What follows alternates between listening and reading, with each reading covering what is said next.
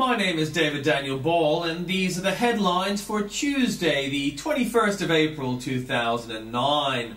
Media have it both ways. Turnbull criticised for suggesting effective policy. Hells Angels bikies ordered to shoot rivals on sight. Unemployment to surge as small business cut jobs.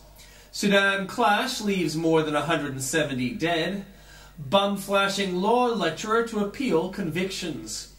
Al-Qaeda's number 2 says Obama did not change anything. India's eunuchs avoiding voting. In Australia, under the ALP, they would be fined and possibly jailed. And in comments from Piers Akerman, truth overboard as Rudd's policy sinks. The usual rump of Labour enthusiasts are demanding we remember the Tampa in the wake of last week's lethal exercise aboard a boatload of asylum seekers. Well, Piers, I like migrants and I want more of them. I want them to come here in safety, not desperately. I want them to have a home, education and jobs. I want them to have the best health care. I'm appalled at ALP policy, which denies migration to many people who deserve it and encourages dangerous queue jumping. UN camp houses millions of refugees worldwide. These people need homes. That some feel they can skip the refugee camps and buy their way to Australia, risking the lives of themselves and their loved ones, is unacceptable. I take umbrage at being called racist and xenophobic because I'm conservative, but I denounce as evil Rudd's populist policy. Grandkids warned by Tim Blair declining horse racing audiences puzzle Ken Calendar. I just cannot understand some people. Only 18,130 were at Randwick on Saturday to watch the mighty takeover Target. While just 800 metres away at the SCG, 30,834 turned up to watch a run-of-the-mill Aussie rules clash between the Swans and Carlton. I'm not bagging the AFL, good luck to their yuppie supporters, but at Randwick it was history. It was something you'll be telling your grandkids about. Don't even know what he's talking about. Hate Fest turns hateful. Civilization declined to attend UN's anti-Israel festival. Other representatives left once they realized what kind of atrocity they'd blundered into. They can't say they weren't warned, and there's more for you there at that link. Rudd's message is received. The media apologists for the 5 boat people deaths claim there is no way the Rudd government lured these people to their deaths. How would Afghanis have known Rudd had softened the laws against illegal immigrants? The ABC's John Fain claimed on Friday that the Rudd government's softening was a message sent only to Australians and wasn't heard beyond our coastline. The Sydney Morning Herald's David Marr agreed on Insiders on Sunday there was no way the boat people knew of Rudd's changes. Indeed, Marr even added the 5 killed at Ashmore Reef were actually killed by John Howard's wickedness because they hadn't heard Kevin Rudd had abolished his harsh policy to turn back boats like theirs. Rudd hasn't, actually. But there is actually evidence that boat people and the smugglers indeed study our laws carefully and noted Rudd's changes. In his 2003 book Dark Victory, Marr himself blamed the Howard government for luring women and children into grave danger by introducing temporary protection visas, which stripped illegal immigrants of their right to family reunion.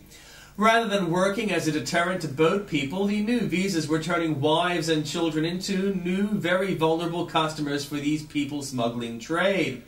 Rudd changed that rule, scrapping TPVs.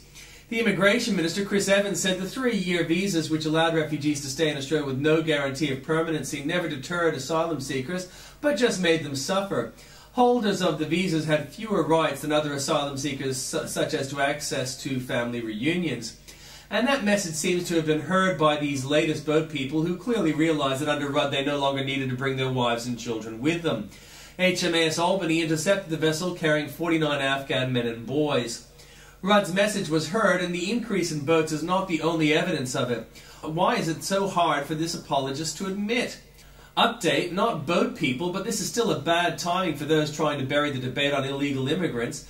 Police have brought a riot among illegal immigrants at a detention centre in Maribyrnong under control. Sources confirm that as many as 20 Chinese inmates had smashed the windows and doors. Update 2, Jared Henderson wonders what happened to the Rudd government's promise of openness.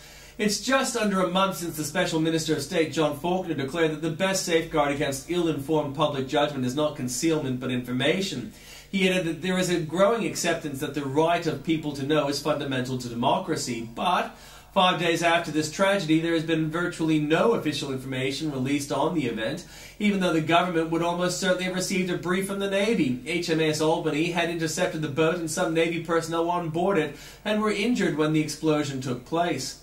Update 3, we're not allowed to know anything that might reflect badly on the Rudd government or the boat people who blew up their own vessel. Only happy news is to be fed to us. Several sailors and a RAF reserve doctor will be recommended for bravery awards in the wake of last week's boat tragedy off North Australia. If the government doesn't know what happened, how come it knows enough to know what deserve medals? Let's see what else that detailed briefing says. And in Update 4, the Great Circus begins again with human rights lawyers as the prime attraction and taxpayers as their dupes. A human rights lawyer says the federal government could be liable to pay compensation to the families of those killed and injured after the Ashmore Reef asylum boat explosion.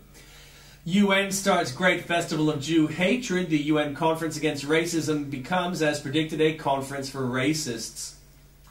Update, Professor John Langmore, former Labour MP and head of the UN Association of Australia, suffers from the left's traditional weakness to judge by words and seeming, not deeds and doing. Here, his op-ed deplored Australia's refusal to attend this hate fest, written before Ahmadinejad's speech, but appearing in the age after it. Check the document, not the raving bigot holding it up. And in Update 2, Rita Daniels says the Sydney Morning Herald editor was also caught out by Ahmadinejad, who confirmed within hours the fears the editor had just poo-pooed. Much of the campaign by Israel and Jewish diaspora groups against the Durban Review has been jumping at the shadows of what might happen. And why is the opposition to this circus portrayed as merely a self-serving campaign by Israel and Jewish diaspora groups? I'm not Jewish, and I certainly am not alone among non-Jews in deploring the hate fest. There's a nasty smell to the SMH's caricature. No backers for Rudd's reckless plan. 2008 Climate Change Minister Penny Wong is convinced the consensus on global warming must rule. 2009 Climate Change Minister Penny Wong is convinced the consensus on a global warming policy doesn't matter. Update. Here's a real growing consensus among the public that global warming theory is wildly exaggerated. Professor Ian Plimer's book Heaven and Earth, Countering the Warming Hysteria, has sold 5,000 copies in just the first week. It's already getting a second printing. Alas, again, is the climate changing? What is it with the left and crazies? You don't have to be mad to be of the left, but the pictorial evidence from zombie time shows it sure helps. Warning, some pictures in this gallery of ferals and frenzied will offend at the link. But Rudd is buying the Ferrari with your cash. Why would Kevin Rudd's $43 billion broadband plan work here when it makes little sense in the bigger, more compact Britain? Of course, a Ferrari is faster than a Ford, Livingston said, but most people are happy with a Ford. Rudd concedes both a giant debt and a recession. Billions of dollars of stimulus spending didn't save us from recession. Girls, tats, and other presents from Rudd. So how are battlers spending that $900 free money that Kevin Rudd gave them? The Cairns Post asks, and you can read the answers at the link. The BBC's innate instinct to vilify Israel. This time it's the BBC itself, which reluctantly and after much pushing nails one of its own as an Israel basher, but it's hard to ignore the malice in this, Zionism's innate instinct to push out the frontier. Why was there petrol on a diesel boat? How much of an accident could the explosion that killed 5 people last week have been? Drought is not proof of global warming. Save the planet. Stop eating. First, breathing was turned into a crime against the environment. Now eating is too. And in Update, referring to Al Gore, he's not fat, he's just sequestering carbon. Letting fly in Obama's general direction. If words were deeds, how Iran would tremble at Barack Obama's. Barack Obama calls on Tehran to release reporter Roxana Sabiri. Instead, I expect Iran's response to be rather like this: I fart in your general direction. Or indeed like this effort by Venezuelan socialist Hugo Chavez last week, handing Obama a book on wicked Yankees.